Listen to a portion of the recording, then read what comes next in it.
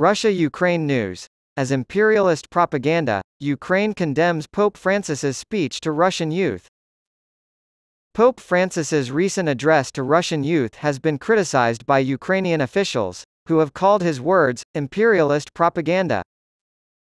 On Friday, the pontiff sent a video message to the 10th All-Russian Catholic Youth Assembly in St. Petersburg, in which he encouraged the young people there to take pride in their heritage as Russians. Keep in mind where you came from. You are the offspring of Peter the Great and Catherine the Great, whose Russian Empire was renowned for its culture, education, and humanity. The Pope urged his followers to never give up on this history. You are the offspring of the great Russia. Lead the way. Also, I appreciate the way you live your life. I appreciate the way you're Russian. On Monday, Oleh Nikolenko, a spokesman for the Ukrainian Foreign Ministry, criticized the Pope's address.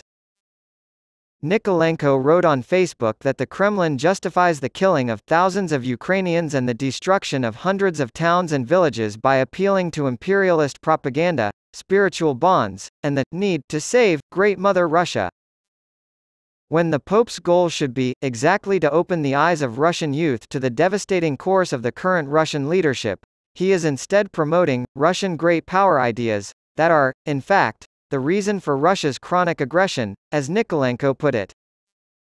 At a museum dedicated to Peter the Great last year, Vladimir Putin justified Russia's invasion of Ukraine by drawing parallels between himself and the first Russian emperor. Peter the Great fought the Great Northern War for 21 years, Putin said. On the surface, he appeared to be at war with Sweden in an effort to steal from the country. He was restoring order, not disrupting it. And so it was as described. The fact that other European nations don't recognize Peter the Great's violent conquests, he continued, is irrelevant. Those comments, which were brought up again this week after the Pope's address, were swiftly condemned by Ukrainians who saw them as a bare admission of Putin's imperial ambitions. In a statement, the head of the Ukrainian Greek Catholic Church, Sviatoslav Shevchuk, called Peter the Great and Catherine the Great the worst examples of imperialism and extreme Russian nationalism, adding that the Pope's words could be perceived as support for the nationalism and imperialism that has caused the war in Ukraine today. According to Shevchuk, the Church condemns such statements because they inspire the neo-colonial ambitions of the aggressor country, in the context of Russia's aggression against Ukraine. This interpretation of the Pope's words as support for imperialism was disputed by the Vatican on Tuesday. Rather than praising imperialist logic and government personalities, the Pope intended to encourage young people to preserve and promote all that is positive in the great cultural and Russian spirituality, according to the Vatican statement. Disputed statements. The Pope's previous remarks regarding Russia's war in Ukraine have been heavily criticized. In June of last year, Francis was quoted by the Italian newspaper La Stampa as saying that the war was perhaps in some way either provoked or not prevented. He claimed to have spoken with a head of state, who was very worried about how NATO was moving before Russia's invasion of Ukraine.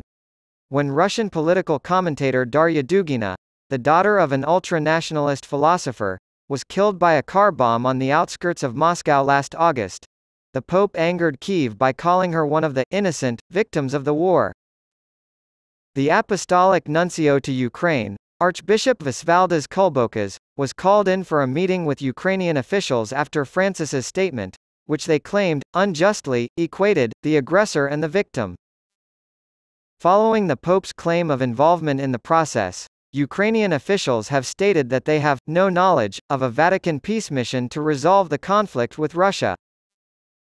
Francis assured his constant prayer for peace and emphasized the need for human gestures toward victims of the war during a meeting with Ukrainian President Volodymyr Zelensky in May, according to the Vatican.